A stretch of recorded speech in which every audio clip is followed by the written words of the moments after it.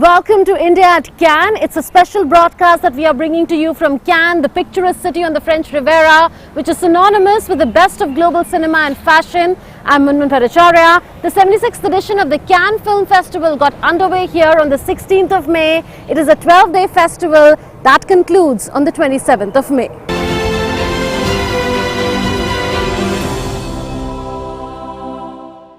I spoke to international filmmaker Pan Nalin of Cello Show fame. He hails from Gujarat and he told me that he's an Indian by heart and soul. Up next is my comprehensive interview with him on his films, India's presence in Cannes this year, and how Indian cinema can enhance its visibility around the world. Take a look. We have with us here in Cannes a very special guest, Indian filmmaker Pan Nalin. He needs no introduction. He is the director of Cello Show, the last film show, which was India's official entry to Oscars 2023, but missed it by a whisker. However, it is creating waves here in the Cannes film market. Welcome to Doordarshan. Oh, thank you for having me here. Panji, how has the reception been into your film here? I understand it's been screened twice as part of the Cannes film market. I think the reception has already been great since we were nominated for shortlist in Oscar. We have really so far sold around 45 countries, the movie, in which it's already released in about 20. Currently it's playing in Japan, South Korea, Mexico, Peru, and this summer it's going to open in Italy, France and Benelux, and yeah, so we can't, I mean, it's a blessing for a Gujarati film shot in Gujarat, traveling all around the world with some major studios. So we had a really good screening here in Cannes as well. We got some new buyers on the board, who acquired the film, and more or less, I think by the time the market gets over, we would have sold the film all around the world. So it was part of the technological showcase also, one of the screenings you were telling us earlier. So what was the intent behind it? What do those viewing it stand to gain from it? So there are many branded big companies who are involved in the projection system, and as they are competing with streamers, they want to create a bigger IMAX-like experience for cinema, so people can come to the cinema hall and enjoy. So this is the new technology called light searing HDR, where the cinema-going experience will be elevated to a new height, and we were mind-blown by the projection system. This will be introduced commercially from next year, and they are official partner of Cannes, and so they decided to screen last film show, and imagine last year they had chosen Mission Impossible. So from there to our movie, and the whole technical team really loved the colors of India, the food, the bangles. If you have seen Cello Show, the movie within the movie, and they thought this will be the most appropriate film to choose as a technological showcase for their product. Yeah, so that was really good fun. We met many good cinematographers, many good directors, who all came to watch the technology of future. This is also something which happens in Cannes. Our hopes were pinned on Cello Show as far as the Oscars are concerned this year, but it missed it by a whisker, I understand. What had happened? I think we reached, after 22 years, it was the first movie which reached to the shortlist nomination. So after that, it's a big battle, in the way that we were lacking in funds. We didn't have a big studio backup, and you really need to have a lot of money, honestly speaking. And so we were not even optimistic that we will get nominated for shortlist. So, when the Academy voted for our film and shortlisted, we were already surprised that we came that far. But we did leave a great impression. It was a great run, and there was an Oscar party here. They applauded us when me and my team went there and said, "Hey, Cello Show, last film show team is here." The president herself greeted us, and so whoever from India ever goes to the Academy, they will know we left a great impression and it's a favorite film of many people.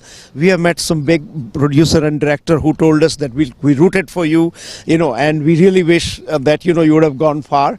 But we are really happy by going to Oscar. We were able to bring film to limelight to many people, the public across the world. Like in Japan, we are actually in 70 screen running on the 14th week. That's a record in itself, and it's distributed by Sochiki Studio. In Italy, we are opening 160 screen. That is the largest opening for ever any Indian movie. So lot of good things came out of this. And in India, while it's streaming on Netflix and all other platforms, we get so many good responses. Our social media daily, even while we are in Cannes, we are flooded. Thank you for making this film. You know, we love this, and why didn't we see it when it came out in cinema hall?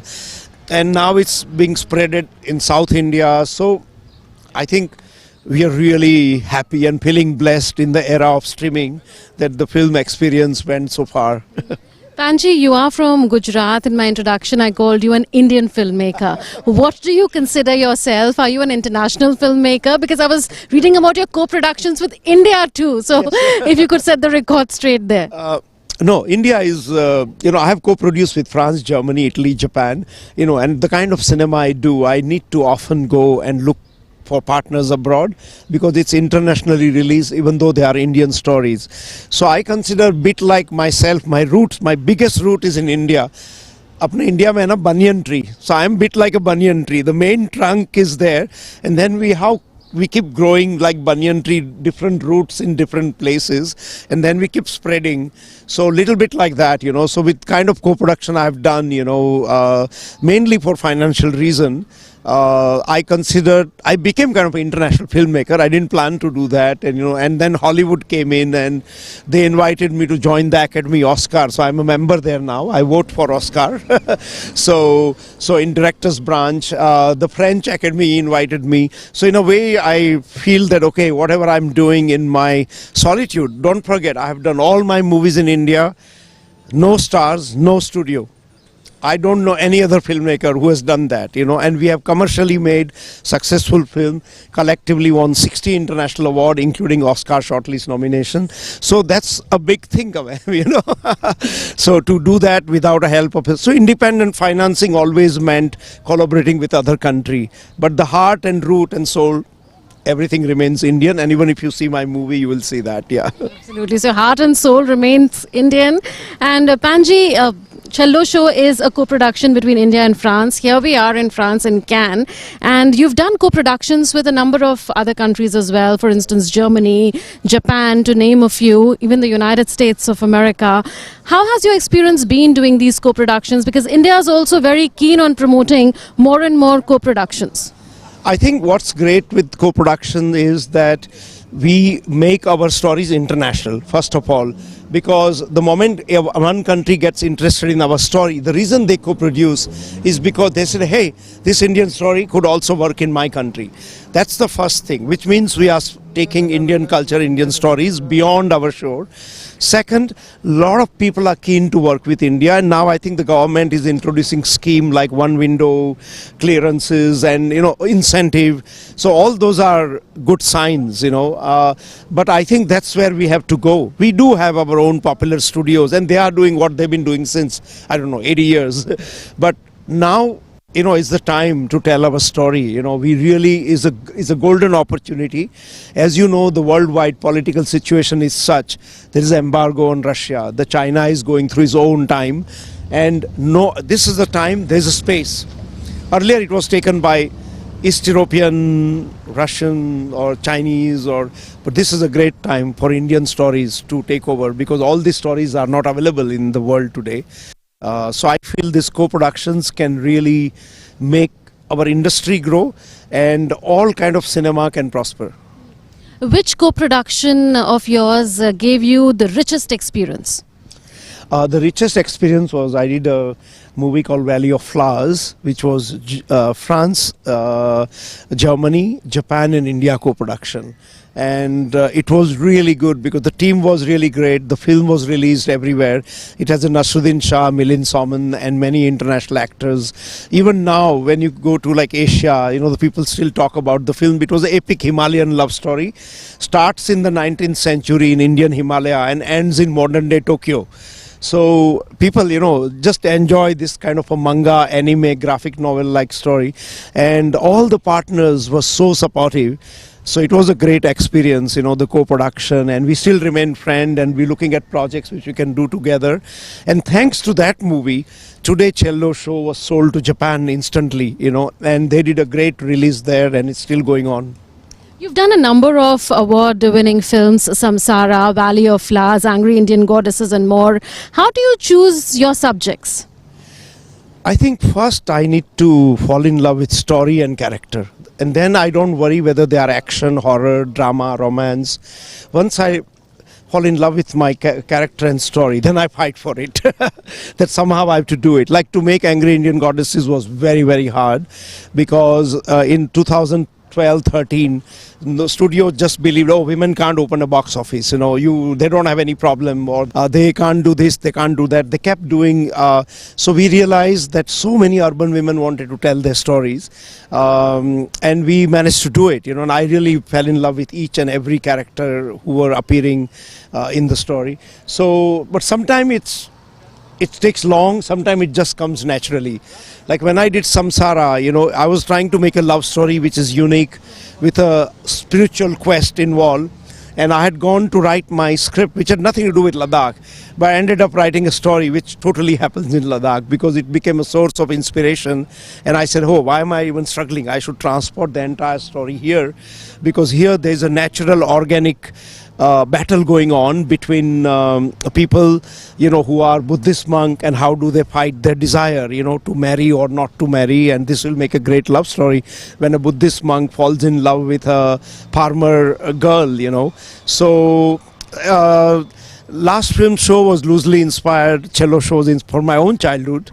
So it was 10 years of disappearance of celluloid, the film stripe we used to have.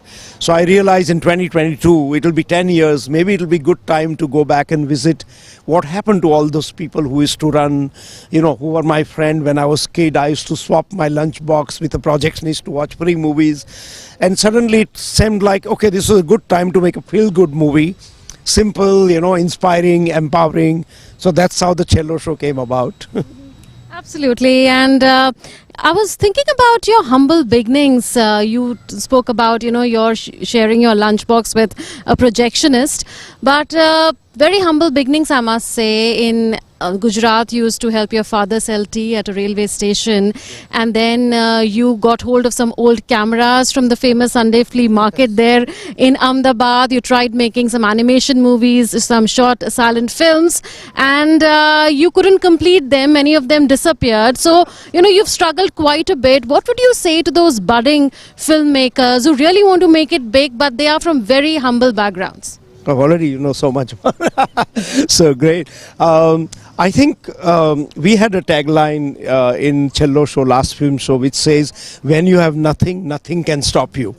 So we shouldn't have any excuse if you want to be a filmmaker, because these days there are more means than when I was kid. Today we have a phone and a laptop, you can make a whole feature film. That reminds me of an initiative of the Government of India, 75 Creative Minds of Tomorrow. In the International Film Festival of India, 2 editions have already taken place, and here they're trying to find international synergies to take it forward in the 3rd edition in November this year.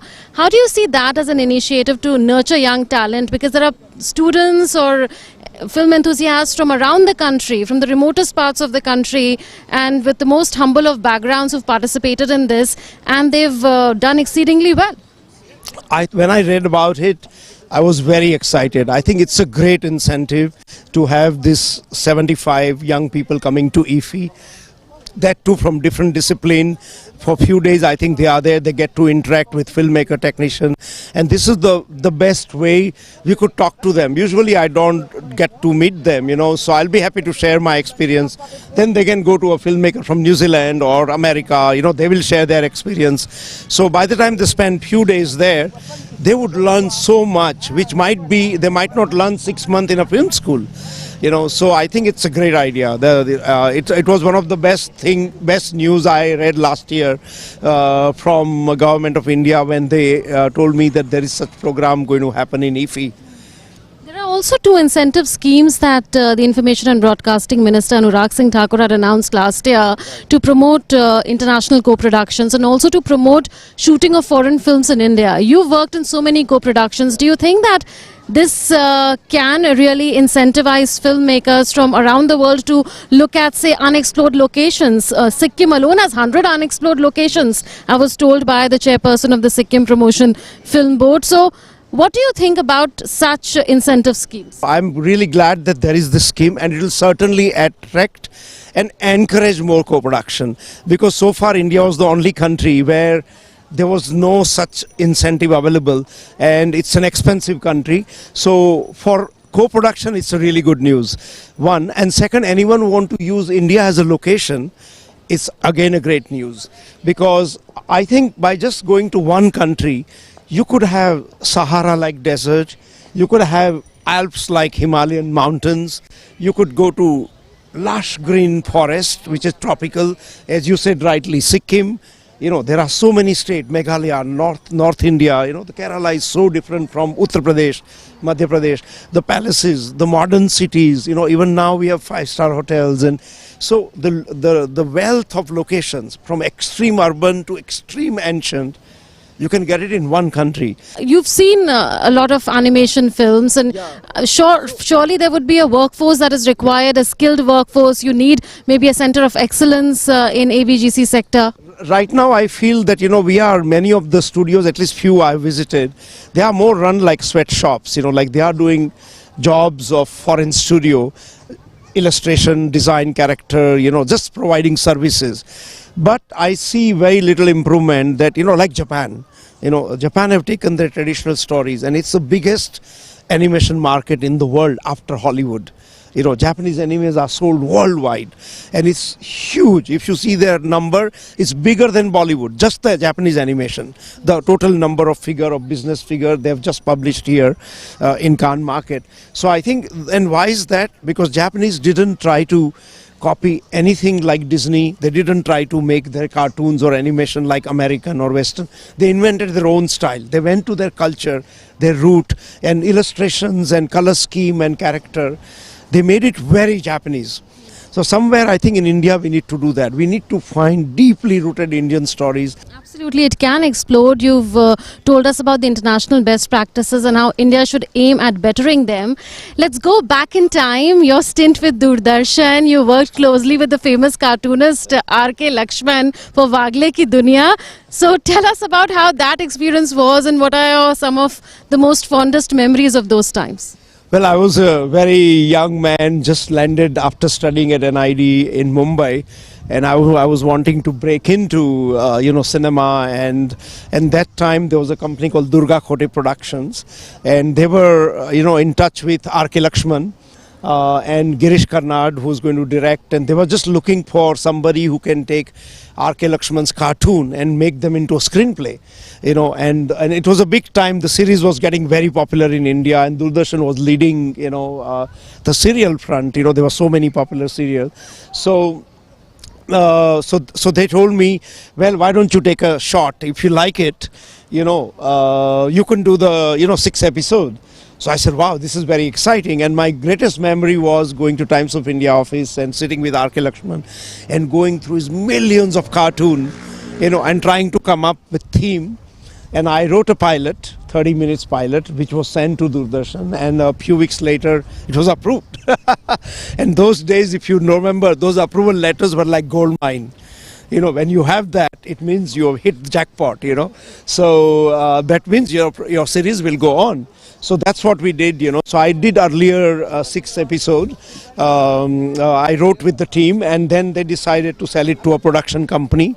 So this is when I moved on to do something else, and that's what became Wagle Ki Duniya. So we were at the really early days of Wagle Ki Duniya and creation of. It was a great experience for me, and that was my first big paycheck for my talent, which was never been paid so far. Nice to know that. Is Saint-Tropez calling now? Yes, super excited to go to Saint-Tropez, because Saint-Tropez Mayor and Government of India and Indian Embassy are doing this festival called Nirvana.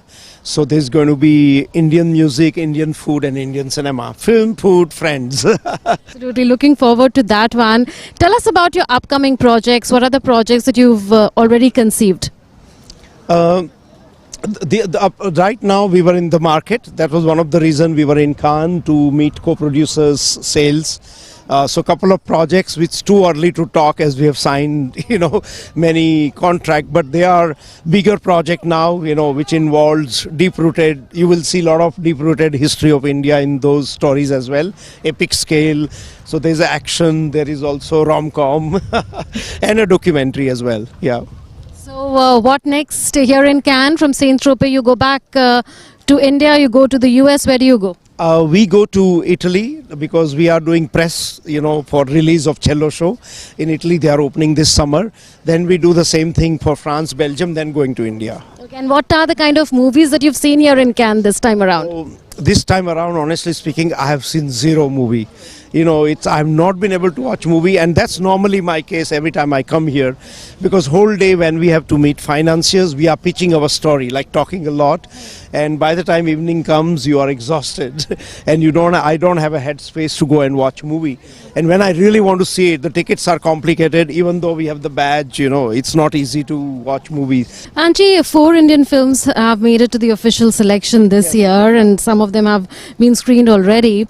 What do you think about the fact that it's been almost 29 years now that no Indian film has competed for the Palme d'Or for the Best Film Award? Is there a gap here that India needs to fill? What is going on? Why aren't we giving any film in the competitive category? I think there could be many reasons. It's a complex question. I was asked the same thing at Oscar, why India never wins Oscar.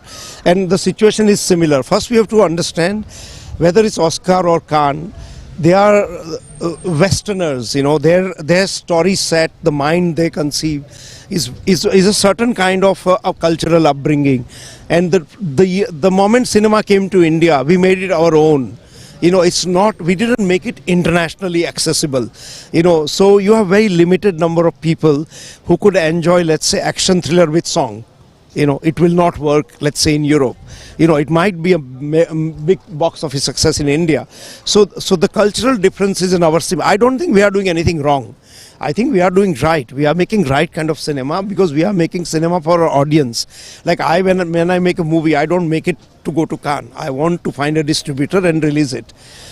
So somewhere some movies can meet when there's a right kind of a taste and say, hey, this could be here, but I don't see we should do anything different. I don't think there's a formula to be in Cannes. There are many things also at work, sales agent, publicist, the support of government. But one thing government can definitely do, that when film like ours, when we send to Oscar or Cannes or something, they should be a support system. Like, if you see the movies which are, let's say, from South Korea, so these movies from South Korea are, there's so much of financial support, publicist support, and I think we should do that, and we don't have that support, because that's what I realized when we went for Oscar. We didn't have any support from government. We were the only country that we didn't have a support.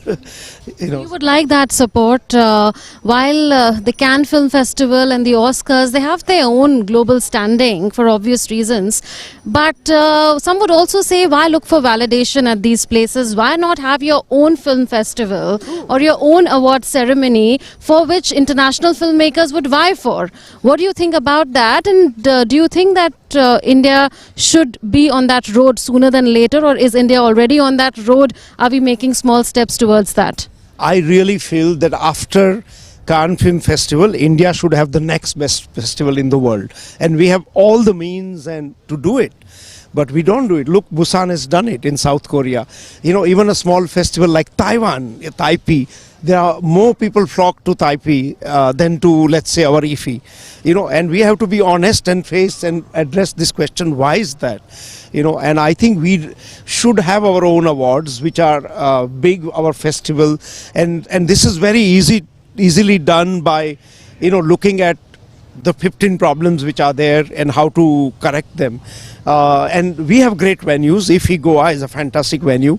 I've spoken to everyone. They would love to go there, So I don't know that why we don't succeed. You know, look, Red Sea Film Festival, Saudi Arabia started, it's 2-year-old. It's already the major leading 10 festival in the world. You know, and I was there, they invited us, and I saw the organization, the commitment, and and I don't think we can do all that easily in India. It's not a big deal. They didn't do anything so great that, oh my God, we can't do that. No, we can do that. So I have never understood, and I think we should do that. We should be, if not in top 5, but we should be at least in top 10. We are the biggest movie producing nation on earth, and the number of people who love cinema, the way the cinema is exploding in every center, whether it's Malayalam, Tamil, Bengali, Assamese, Gujarati, people are making film, and it's sad that we don't have a platform of our own, and then that itself will become envy of European to win. Oh, I want to go and win at IFFI. I want to win Golden Peacock. And that's what Red Sea is already doing. Hey, you should come, Abu Dhabi. I said, come and we are Golden Falcon. And this award, like Busan has come up now, the Tribeca is coming up big way, Spain, Valladolid is coming big way, Golden Spike. So they are all treating it like a brand. And each awards are getting valuable, and distributors are noticing that. And I think today if I say, hey, I want Golden Peacock, it doesn't attract any distributor. So and we should at least push our festival to that level. I totally agree, we do not need validation, neither from Oscar, nor from BAFTA, nor from Cannes. If we come here, great, doesn't really matter. It doesn't change really film's career that much. It might give you great prestige and award and all that, but it coming here doesn't mean you're going to sell your film everywhere. Look at last year's title of Cannes. They are all available in market. Even the Golden Palm winner are still not sold. So because the world has changed, what people want to watch and what festival want to watch, the gap is growing wide and wide, and this is where India can fit in very well, because the kind of cinema we do, we attract so many people, millions of people come to watch. So yeah, I think there is a great place to have a great festival, our own award, which could be international. The award, yeah. Thank you so much, Panji. You've left us with some food for thought. Thank you so much for having me, and thank you. Thank you for joining us. So that was a conversation with the filmmaker Pan Nalin on a whole lot of things, on his films, his career, his presence here at the Cannes Film Festival. Besides that, of course, a lot of food for thought for the way forward for India as far as its cinema is concerned. With cameraman Ilangovan, this is Munmun Bhattacharya from Cannes for DD India. It was the last day on Saturday of the 76th Cannes Film Festival. We hope you liked our coverage of India's participation in the festival. We'll see you again next year with updates on yet another edition of the Cannes Film Festival. Until then, goodbye from Cannes, and thanks for watching.